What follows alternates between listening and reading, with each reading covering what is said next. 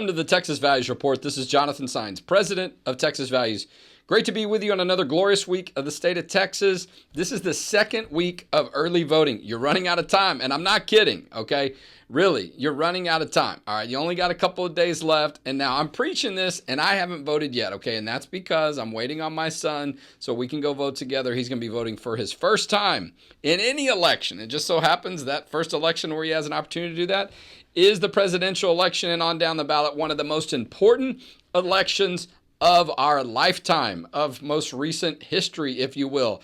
I could use a lot of other words to describe how important this election is, but I've got a guest today, and he's got a limited schedule. We want to bring him on. He knows a lot about elections and a lot about the impact of these type of things throughout the country. Matt Schlapp's going to be our guest today on the Texas Values Report. He is a friend of Texas Values. We've got to interact a few times. We were part of an event for a God's Not Dead movie earlier this year about the importance of Christians in voting in the elections. He is the chairman of CPAC, really one of the biggest events of its type of conservative issues across the country.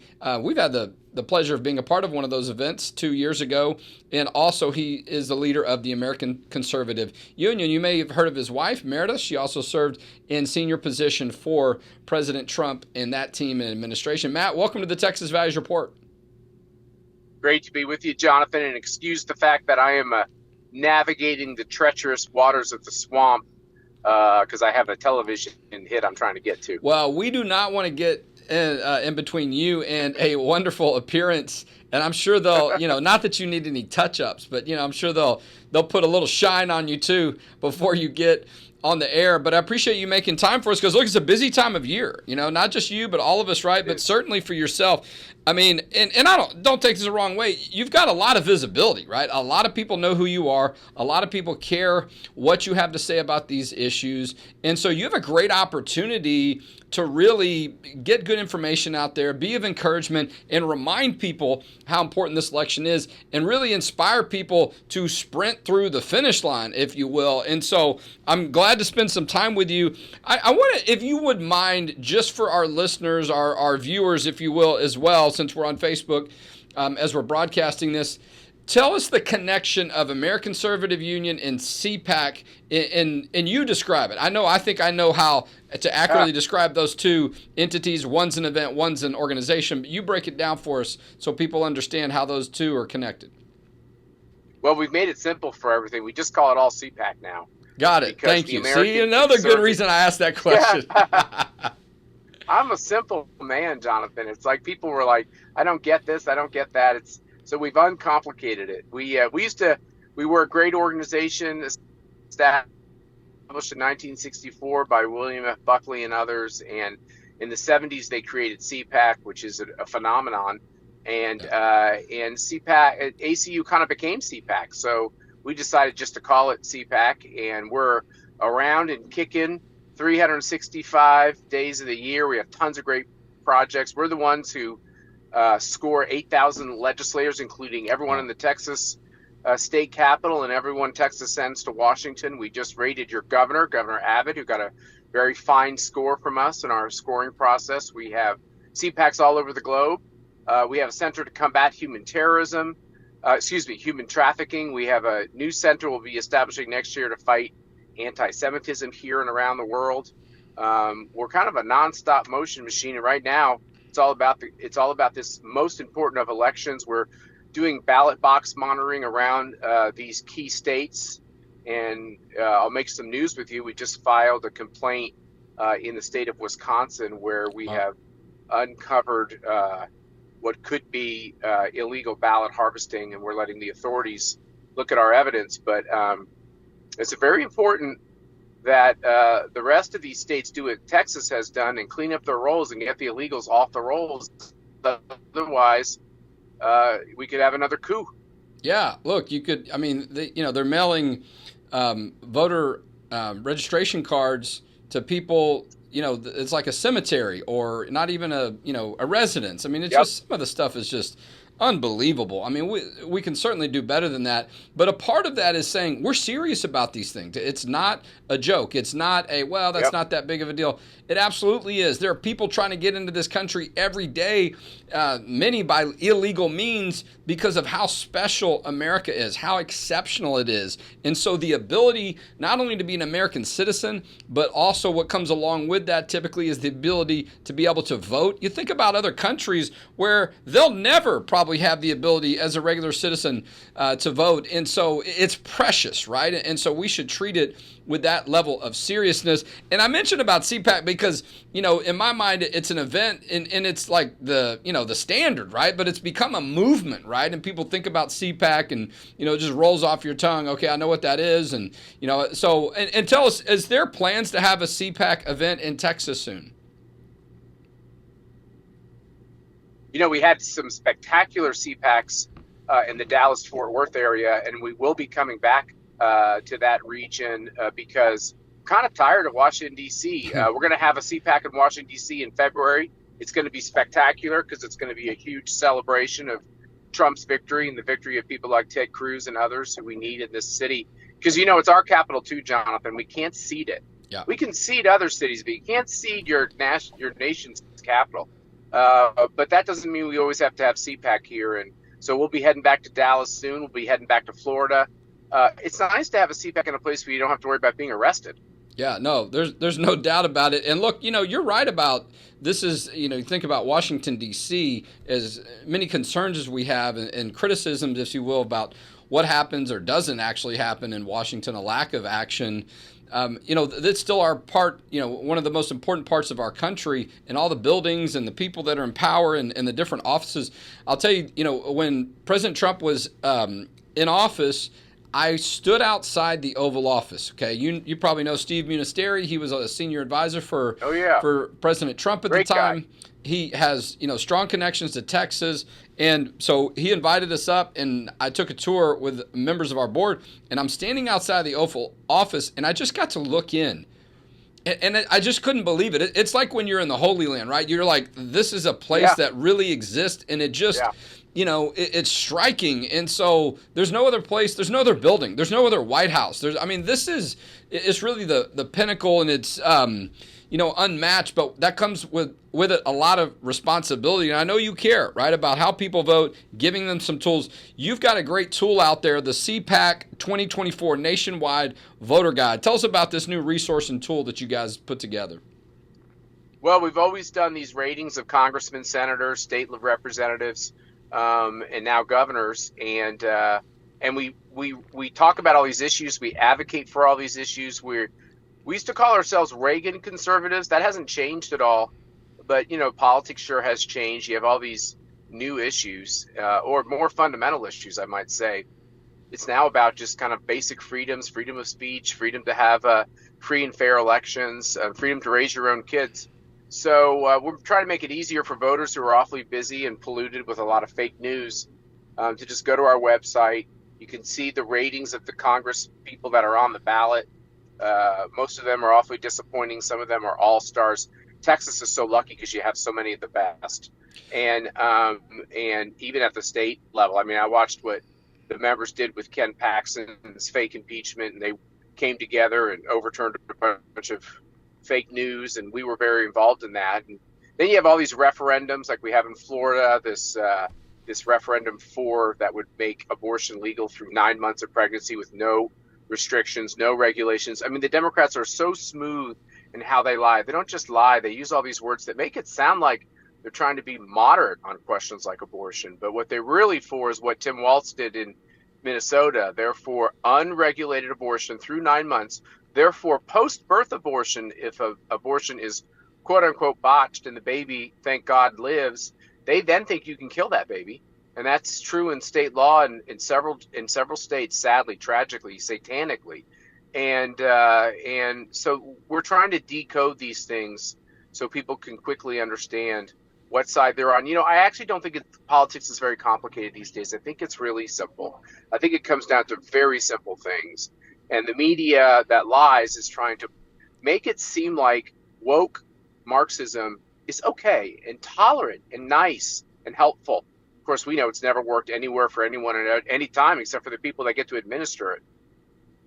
Well, we're talking with Matt Schlapp. He is the chairman of CPAC, right in the middle, literally, of a lot of important work and in the middle of the center of power, if you will, in Washington, D.C. right now. But he's made his way all across the country, several events that have taken place in Texas, and I'm sure we'll see that in the future. We're going to know in less than a week what direction this country is headed, so to speak, and we're going to hopefully we'll know the outcome of the presidential election and others. But you look at the issues and the parties these days, and it's like night and day. I mean, the difference is such a wide gap. You just mentioned the life issue and how a lot of Democrats are trying to run away from.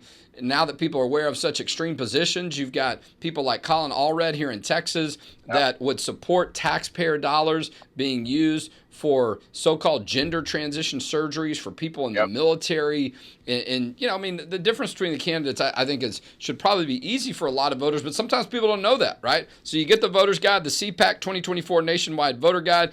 A couple of highlights about it. It's data-driven accountability, clear voting records, allowing voters to see and evaluate the elected officials and how they align with conservative principles, government transparency, promoting integrity through detailed insights into the votes across a range of issues, and a longstanding commitment reflects CPAC's 50 years of leadership and encouraging civic engagement and demanding legislative responsibility. You and I got to cross paths on the red carpet, so to speak, when God's Not Dead and God We Trust. David A.R. White, by the way, is going to be the keynote speaker at our gala this Saturday, November 2nd.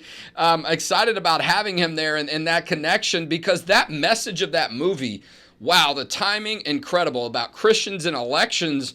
And boy, would it not be amazing if we saw the number of Christians double this time, or cut in half the number of Christians that have been staying home. That could be the key factor and the deciding factor in some states in these elections.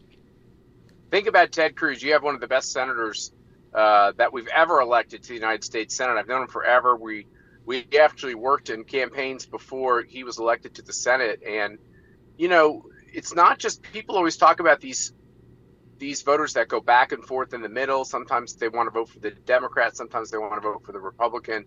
There's a lot of Christians who don't vote. When I went and talked with David and the rest of the cast, and their message that 40 million Christians, believers, don't vote, we got to get them to understand what we're dealing with here. If you continue not to vote, you're ceding all this, not to Democrats, you're ceding it to socialists, to communists, to people who not only might not be believers, they have an animosity to those of us who are.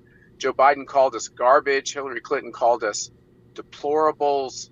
They called Catholic voters irredeemable during that Hillary Clinton campaign. I mean, they have a fundamental disregard and animosity towards the people who love God and towards the people who love America. We know they don't love America because they're the ones teaching our kids to hate America, that it's racist and everything else. So David's a good man. I'm glad he's speaking up at your conference. I love to see these new Hollywood voices. Well, look, and there's some recognizable voices in that movie. You've got Dean Cain, who was Superman, and he's been in other God's Not Dead movies.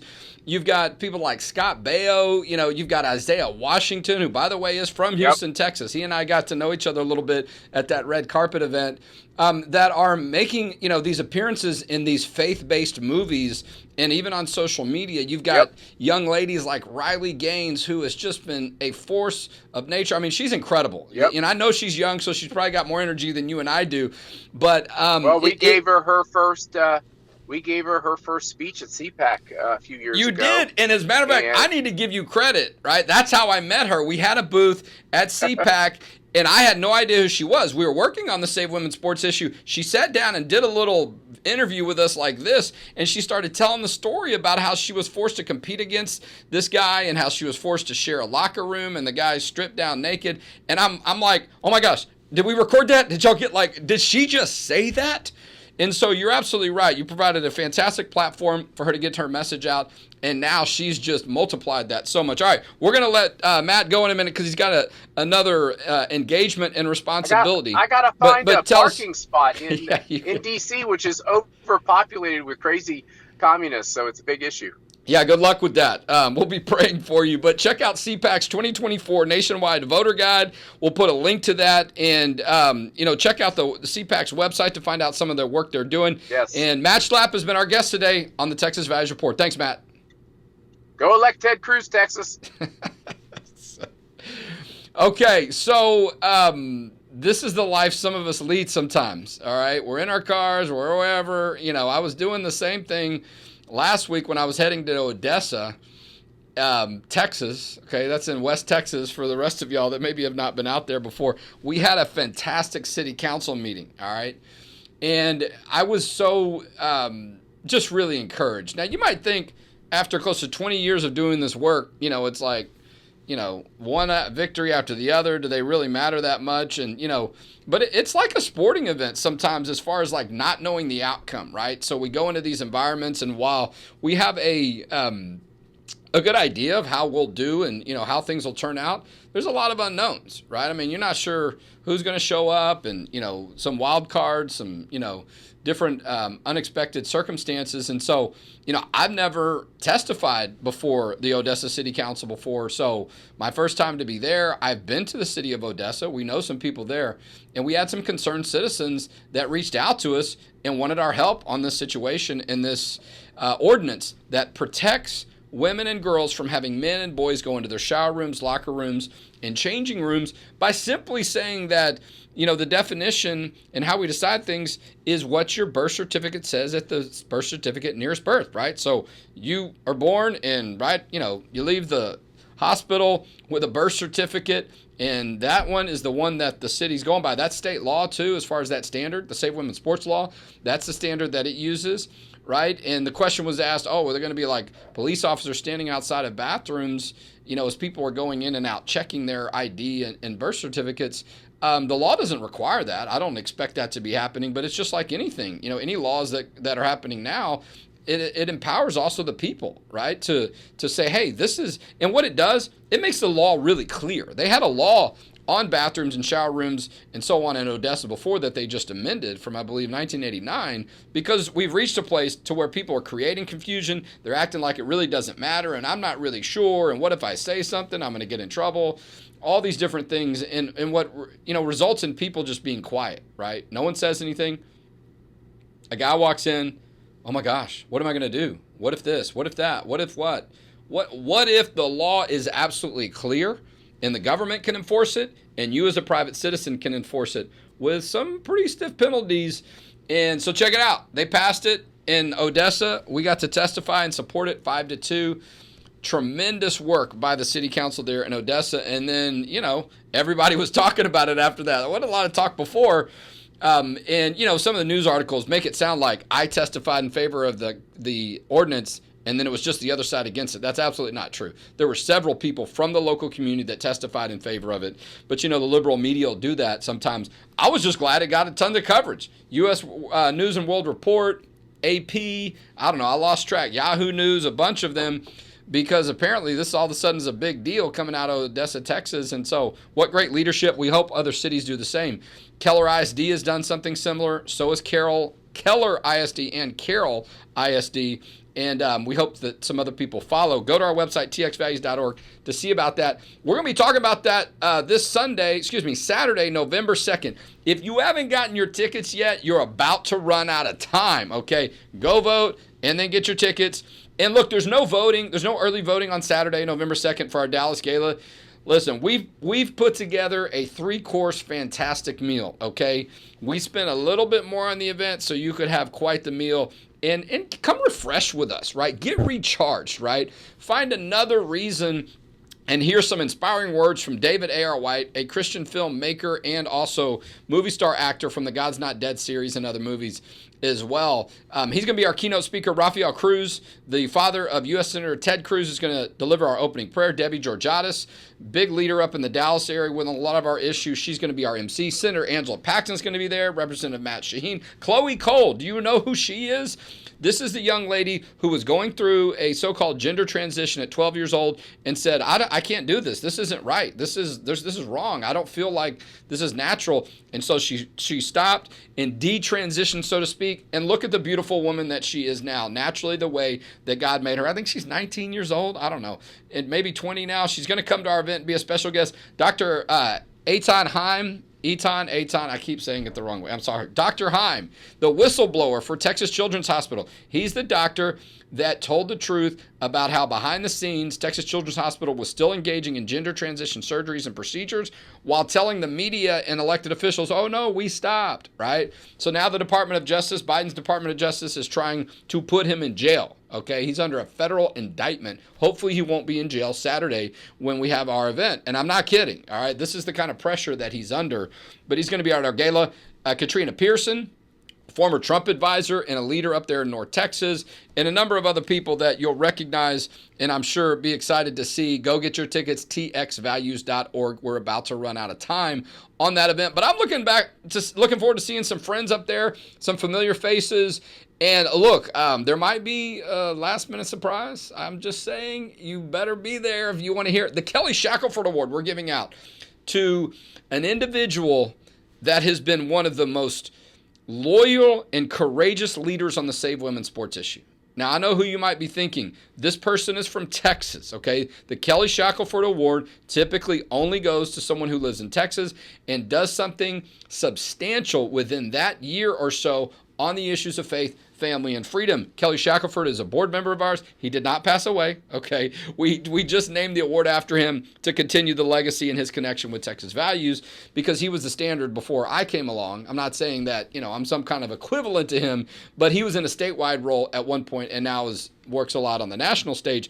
Anyway, we give out the award every year. You're going to want to be there when this person's name is announced and this person takes the stage. It's going to be absolutely extraordinary. As a matter of fact, we have a special award, though, we're giving out to one of the most important leaders in the state of Texas who now is sort of going into retirement. Anyway, come to the event. Check it out. We're going to have a wonderful meal. We're going to have some wonderful music, some fellowship, and we're going to talk about some recent victories and get prepared for the state legislative session. And oh, by the way, please help us raise some money. That is the main goal of this event, is to fundraise for that last push to get Christians to go vote and let them know what their options are, but also to get ready for the legislative session. We've got to regroup. We're trying to hire some new people to get stronger as we go into the state legislative session, which starts in January. Our office is right across the street from the state capitol, so we're very much involved in that work.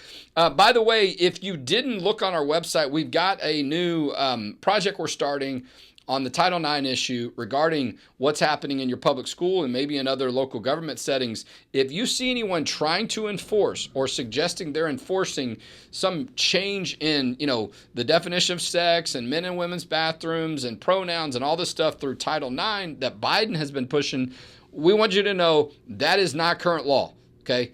Court after court, including courts in Texas, have said, we're not acknowledging that. That is not what you have to follow, and they've struck it down and pushed it aside and said it's not enforceable. So we've got a new email that you can send information to, enforcement@txvalues.org. This is like a whistleblower or like if you see something, say something kind of deal, right? We need people on the ground that are our eyes and ears, watchdogs, if you will. That's what we're calling it. Send us that information so we're already getting stuff coming to us just after a day and a half. It's fantastic. So we need your help, right? We need your eyes and ears, but we can then back you up with some enforcement on these issues because we know that, the Biden administration's been saying these things, follow him and his attempted change in the definition of sex. And a lot of people haven't got the message that the courts have said, no, you don't have to follow that. Okay, that's not how the law works. And you don't have to listen to the Biden administration on these. I mean, these are unlawful changes, okay? Honestly. So check that out. But I'm excited, too, at the gala. I think we're going to announce the date of our Faith and Family Day in the spring for the Texas legislative session. Look, a lot of talk about different stuff going on with campaigns. Someone said this at a campaign. Someone said this at a rally. A lot of information to follow. There is no doubt, okay? Check out the resource, texasvotersguide.org or txvotersguide.com. Either one of those will get you there. But we've got a voters guide set up. We need Christians and pastors this weekend at church saying, hey, there's only one day left, November 5th, Election Day. And right now there's 2 days left of early voting, 2.5, if you will, as we're recording this on a Wednesday of the second week of early voting. And so there's still time. But look, the Christians can make the difference in a lot of outcomes of races, right? And it's about time for them to show back up, for us to show back up, right? I mean, I voted every time, so I'm going to be there. But there's a lot of people that haven't for one reason or another. My suggestion is to you, try to step back from the personalities of the candidates and just look at where the parties or the individuals stand on the issues. I think you'll find the differences are quite significant and notable, and there's nowhere close to some, middle ground or things that are similar on these issues. And do not let anyone convince you that, it doesn't really matter. One vote, it's not going to make a difference. No doubt it's going to make a difference. There was a race in my city, a little suburb of Austin, decided about 4 votes, okay? And if you multiply that, and some parts of the state are going to need to come out really strong to really overcome some of the votes, the people that are anti-Christian in their values. So check out the website, txvotersguide.com. You can find out some information. These aren't endorsements. These are just listing of the candidates, ratings, where they stand on the issues. Tons of great information. Share it at your church. Share it in your community groups, your chats, wherever you like to interact, and can get information out. And then check our website for any updates we have on this. A great resource called Churches and Elections, what churches can do and need to look out for. Those kind of things as we head into that last weekend, that last Sunday before main election day, November 5th. When I talk to you again next week, when we do the segment next week, we're going to have a lot of results, I imagine, to talk about. But I want you to come back and say, I was a part of that. I was a part of this election cycle one way or another, and it wasn't me who stayed home, and then all of a sudden we had the results that we've got to live with for 2, 4, or not 6 years. Okay, txvalues.org is our main website. And listen, if you see value in our work, and I hope you do, because we've been working every day, sometimes 12, 18, 20 hours a day when it's necessary, please consider a tax-deductible donation. We are a 501c3 nonprofit organization. Your donations make the difference for us collectively with our other organization, Texas Values Action. We have close to a $2 million budget, all right? So we do have those expenses that we need to cover in order to do the work we do to get people to have the information they need, to get to the polls and to stand up for the values of faith, family, and freedom in Texas. So that does it for this segment of the Texas Values Report. God bless you. Go vote, and we'll talk to you next time on this broadcast of Texas Values.